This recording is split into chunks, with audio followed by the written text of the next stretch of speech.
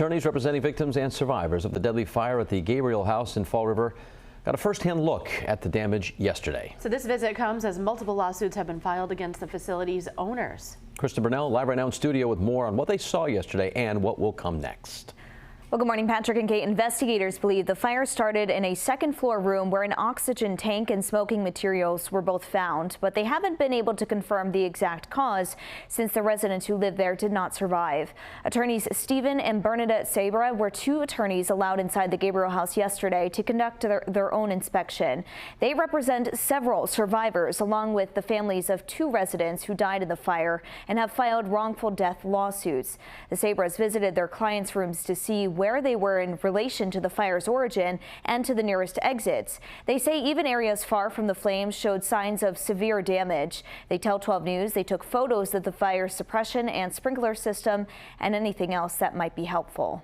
No one's been let into the building other than maybe district attorney's office prior to this. So this was the day assigned to inspect inside, to go inside, and various parties have experts that have gone into the building and taken photographs, taken measurements, and looked at the rooms.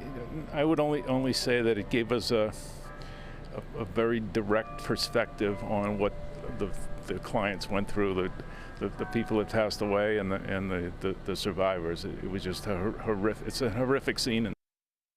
The site will be open again today, allowing investigators to continue to collect more evidence.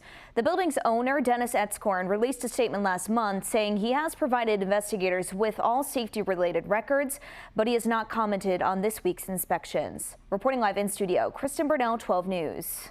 2 months since the deadly fire at Gabriel House in Fall River that killed 10 people. And yesterday, attorneys representing some of the survivors returned to the scene along with one of the survivors himself. Kristen Burnell joins us live in studio this morning with more. Well, good morning, Kate and Patrick. Yesterday, we watched attorneys and inspectors enter the burned building to survey and photograph the damage themselves. One of the former residents, Michael Pimento, who lived on the second floor, also returned to the property. He asked if someone could help retrieve a few of his personal items left behind. Among them, dozens of family photographs now sealed in plastic evidence bags. Pimento tells 12 News not everything could be saved, but he's grateful to have recovered what means most to him. Some random gentleman.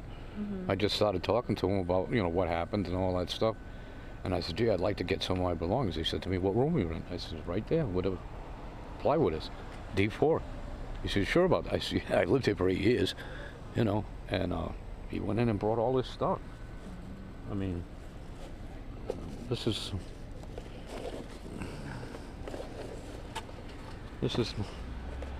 my brother Lenny. He died in 2002, and that is one of his daughters.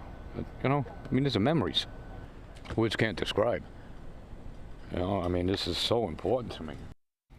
The fire was ruled accidental, but the exact cause remains undetermined. Investigators say it may have been started by either a malfunctioning oxygen concentrator or improperly discarded smoking materials. Several lawsuits have now been filed against the owner of Gabriel House.